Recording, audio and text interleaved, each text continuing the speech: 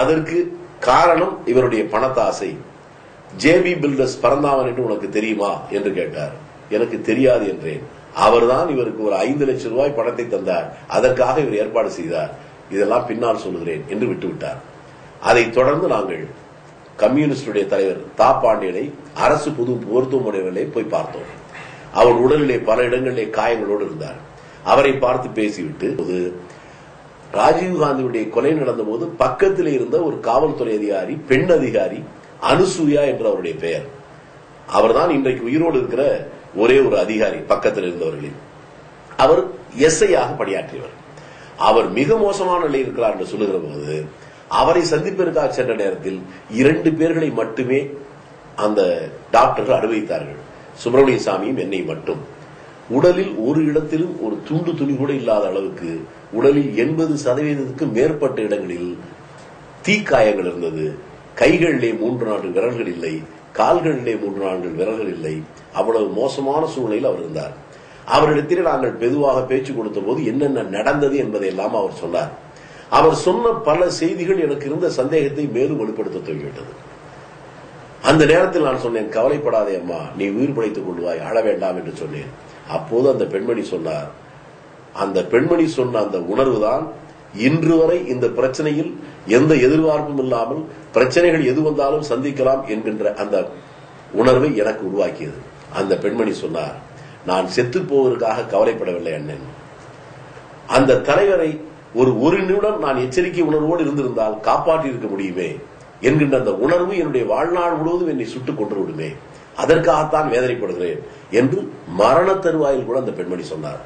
இன்றைக்கும் அவர் உயிரோடு தான் இருக்கிறார். இன்றைக்கு நான் சொல்லுகிற போது என்னுடைய மிக மோசமான ஒரு குற்றச்சாட்டு என்னவென்றால், அந்த இடத்தில் அந்த குண்டு வெடித்து ராஜீவ்காந்தி இறந்த போது அந்த பக்கத்தில் இருந்தவர்களில் 2 பேர் உயிரோடு இருக்கிறார்கள் என்றால் கம்யூனிஸ்ட் கட்சியுடைய செயலாளர் தா பாண்டியனும் அந்த அனுசூயாவும் 2 பேரும் இருக்கிறார்கள்.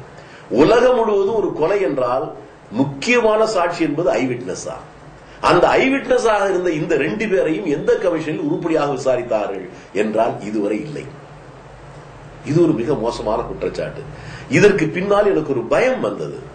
இவரோடு நாம் பழகிறோமே, சுப்பிரமணிய சாமியுடைய கை இருக்கிறது தெரிந்தவுடன் இப்படியே கொஞ்சம் கொஞ்சமாக ஒரு 15-20 நாட்கள் போனதற்கு பின்னால் அவரிடம் நான் சென்னைக்கு வருகிற போது சொல்லுகிறேன், ஒரு முக்கியமான விஷயம் உங்களிடம் பேச வேண்டும் என்றேன். எங்கே, எப்போது பேச வேண்டும் என்றார். உடனே பேச வேண்டும் என்று நினைக்கிறேன் என்றேன். சரி வா, டெல்லிக்கு போகலாம். எதுக்கு என்ன சொன்னார்கள் தெரியாது, அழைத்தார் அன்னை. அவரோடு டெல்லிக்கே போனேன். டெல்லியில் அவரது வீட்டில் அவருடைய படுக்கையில் 2 பேரும் ஒன்றாக படுத்துக்கொண்டு நள்ளிரவு 11 மணிக்கு மேல் என்ன ஏதோ முக்கியமான விஷயம் என்று சொன்னீர்களே என்று கேட்டார். நான் கேட்டேன், உலகத்தில் எந்த ஒரு தனி மனிதனோ அல்லது ஒரு இனமோ மூளை பலத்தோடும் உடல் பலத்தோடும் இருந்ததாக வரலாறு இருக்கிறதா என்று கேட்டேன். எதற்காக கேட்கிறீர்கள் என்று கேட்டார். இந்தியாவில் கூட சாணக்கியன் என்கின்ற மூளை பலம் இருக்கிறவர்களும் சந்திரகுப்தன் என்கின்ற புஜ வலிமை மிக்கவனும் இருவரும் சேர்ந்துதான் வென்றார்கள் என்று வரலாறு படிக்கிறோம். உலகத்தில் எங்கு பார்த்தாலும் மூளை வளர்ச்சி இருக்கிறவனுக்கு புஜபலம் இல்லை, புஜபலம் இருக்கிறவனுக்கு மூளை பலம் இல்லை என்பது போல இருக்கிறது. வேறு எனக்கு தெரிந்த வரலாறு தான், எனக்கு தெரியாத ஏதாவது உண்டா என்று கேட்டார். அப்படி யாரும் இல்லை என்றேன். நான் இப்பொழுது சொல்லுகிறேன், புதிதாக அப்படி ஒரு வரலாறை படைத்துக் கொண்டிருக்கிறார்கள் சிலர். நான் நம்புகிறேன், நீங்கள் நம்புகிறீர்களா என்று கேட்டேன். என்ன என்று கேட்டார். இன்றைக்கு இலங்கையிலே போராடி கொண்டிருக்கிற ஈழத்தமிழர்களுக்கு மூளை பலத்திலும் அவர்கள் சிறந்திருக்கிறார்கள், புஜபலத்திலும் சிறந்திருக்கிறார்கள் என்று சொன்னால் நீங்கள் ஒப்புக்கொள்கிறீர்களா என்று கேட்டேன். ஆமா, ஒப்புக்கொள்கிறேன் என்று சொன்னார். அதனால்தான் எனக்கு வந்த சந்தேகமே என்று கேட்டேன். அதைத்தான் கேட்கிறேன், என்ன சந்தேகம் சொல் என்று மீண்டும் கேட்கிற போது சொன்னேன். ஈழத்தமிழருடைய போராட்டத்திற்காக உலகத்திலேயே அவர்களுக்கு தார்மீக ஆதரவு என்பது தமிழகத்திலேதானே 100% இருக்கிறது. அவர்களுக்கு இருக்கக்கூடிய மூளை பலத்திலும் அவர்களுக்கு இருக்கக்கூடிய நெட்வொர்க்கிலும் ராஜீவ்காந்தியை கொலை செய்ய வேண்டும் என்று அவர்கள் முடிவு செய்துவிட்டால் டெல்லியிலே செய்திருக்கக்கூடும். அவர் அந்த சுற்றுப்பயணத்தில் வருகிற போது ஒரிசாவிலே போய் செய்திருக்கக்கூடும், வங்காளத்திலே செய்திருக்கக்கூடும், பெங்களூரிலே செய்திருக்கக்கூடும். இந்த தமிழகத்தில் வைத்து அப்படி ஒரு கொலையை செய்தால் தங்களுக்கு முழுமையாக கிடைக்கிற இந்த ஆதரவு இல்லாமல் போய்விடுமே என்கின்ற ஒரு சாதாரண பாமரனுக்கு தெரிகிற அந்த புத்திசாலித்தனம் கூட அவர்களுக்கு இல்லாமல் போயிருக்குமா என்று நான் அவரிடம் கேட்டேன். அவர் முகம் மாறிவிட்டது. இதை வைத்துக் கொண்டு நீ என்ன கேட்க விரும்புகிறாய் என்று கேட்டார். இந்த புத்திசாலிகள் விடுதலை புலிகள் என்று சொன்னால் அவர்கள் இந்த கொலையை செய்யவில்லை என்றுதான் என் மனதிற்கு படுகிறது. அதனால் தான் உங்களிடம் சந்தேகத்தை கேட்கிறேன் என்று சொன்னேன். அந்த நிமிடத்திலிருந்தே அவர் என்னோடு பழகிற பழக்கத்திலேயே மாற்றம் வந்துவிட்டது. இந்த போராட்டத்தின் போது என்னுடைய நண்பர்கள் சில பேரிடம் பேசுகிற போது அவசரப்பட்டு விட்டாய், அவருக்கு மிகப்பெரிய தொடர்பு இருக்கிறது, நீ உயிரோடு இருக்க முடியாது என்றெல்லாம் சொல்லிக் கொண்டே வந்தார்கள்.